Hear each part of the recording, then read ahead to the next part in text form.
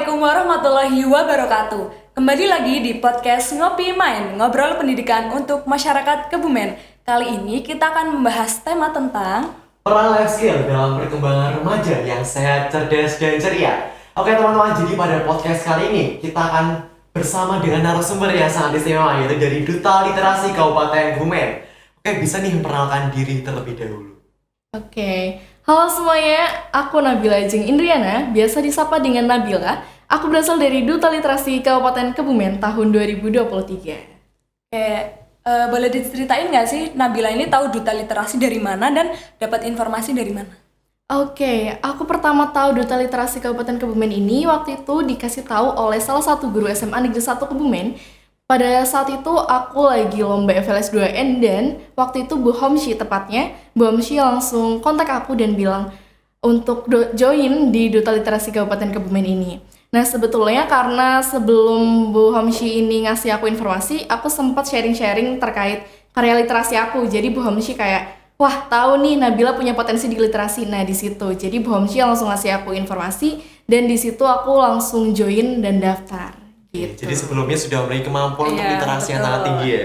Lalu alasan yang kamu dapat gabung ke Duta Literasi itu apa sih? Oke, sebelumnya karena aku tahu bahwa sumber daya manusia di Kebumen ini tergolong masih rendah. Karena aku rasa sumber daya manusianya masih rendah itu dikarenakan salah satunya adalah pendidikan. Pendidikan ini juga masih dominan dengan literasi. Karena literasi di Kabupaten Kebumen ini juga termasuknya masih rendah. Kenapa gitu? Karena literasi yang aku tahu di daerah Kabupaten Kebumen ini rendah karena pendidikannya.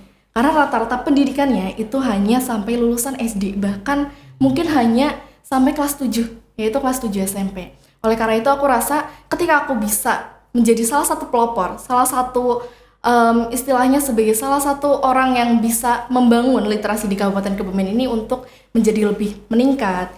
Dan itu dia aku rasa di Duta Literasi Kabupaten Kebumen ini tujuan aku bisa terrealisasikan dengan mudah. Dan rasanya ketika aku berada di dalam naungan Disarpus Kabupaten Kebumen, itu memudahkan aku untuk lebih bisa sharing apa sih yang udah aku punya. Aku tuh udah punya ini, aku tuh udah punya itu. Nah di situ ketika aku udah punya banyak hal dan aku nggak salurkan, itu rasanya sia-sia dan rasanya jadi jadi kurang enak aja gitu kalau misalkan kita punya sesuatu bakat tapi malah kita pendem sendiri. Dan aku rasa ketika aku join di Duta Literasi Kabupaten Kebumen ini, aku lebih ngerasain dampak dari literasi itu sendiri. Di kondisi kamu itu sangat memprihatinkan ya. Dan Nabila ini keren banget ya, dia punya bakat dan ingin merealisasikan ke masyarakat Kebumen. Ngomong-ngomong literasi, sebenarnya literasi itu apa sih Nabila? Oke, bagi teman-teman yang sebelumnya taunya literasi itu cuma membaca, dominan sama membaca, itu emang benar. Tapi sebetulnya literasi itu nggak cuma terkait baca. Literasi itu masuknya dalam soft skill. Oke, jadi untuk literasi itu ada literasi numerasi, literasi baca tulis, dan lain-lainnya. Jadi literasi itu pada intinya ada beberapa cabang. Contohnya ketika kalian berbicara, kalian mendengarkan, kalian menulis, kalian membaca, itu termasuk dalam literasi. Kayak saat ini nih, kalian ada narasumber, ada hostnya juga nih, kita termasuk literasi karena kita berbicara dan kita juga mendengarkan, itu termasuk literasi. Literasi ini. Betul. Nah, untuk Duta Literasi ini apakah ada program kerja khusus yang menangani minat baca di kalangan Kebumen? Oke, jadi untuk dari Duta Literasi Kabupaten Kebumen sendiri ini punya suatu program kerja unggulan, yakni untuk menciptakan suatu festival yang dimana isinya adalah karya-karya dari literat di Kabupaten Kebumen. Contohnya buku dari orang-orang yang ada di Kabupaten Kebumen.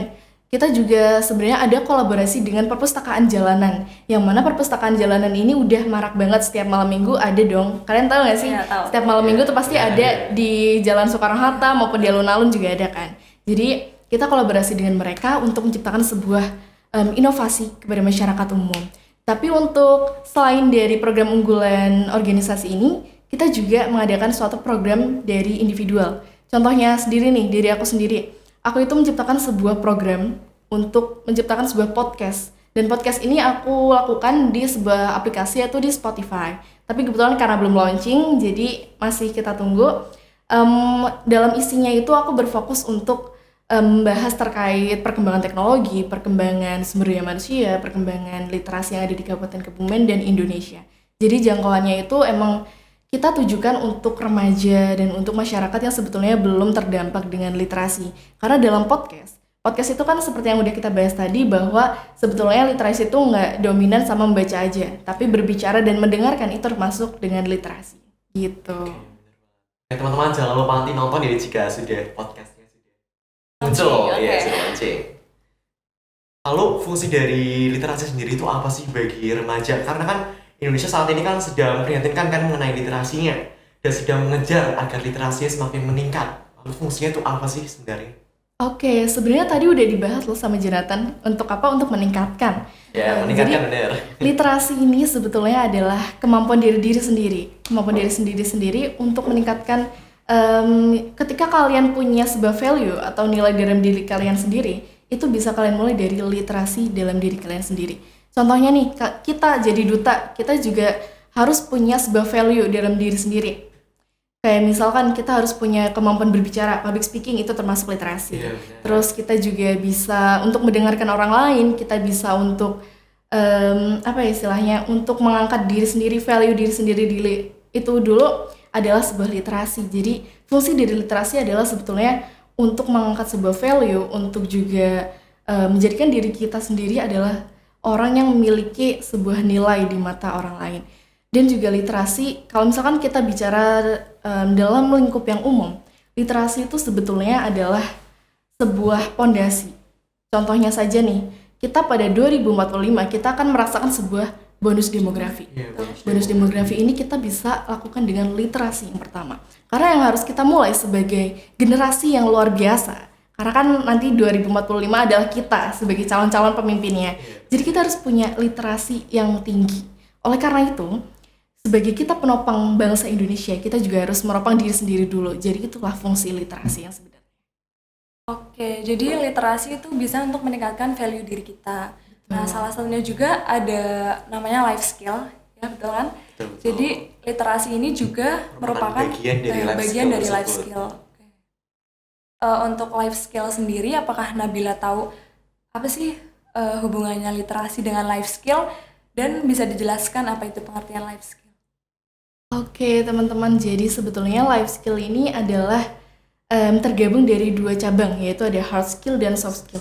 Kenapa literasi ini masuk ke dalam soft skill? Dikarenakan literasi bukanlah sebuah kemampuan untuk berkegiatan seperti itu, tapi karena soft skill ini adalah hal yang sebetulnya tidak terlihat. Jadi karena literasi juga sebetulnya adalah kemampuan yang tidak terlihat, lebih ke bagaimana kita mengaplikasikannya itu. Jadi pada intinya soft skill, hubungan antara soft skill dan literasi ini karena sama-sama tidak kemampuan yang tidak terlihat.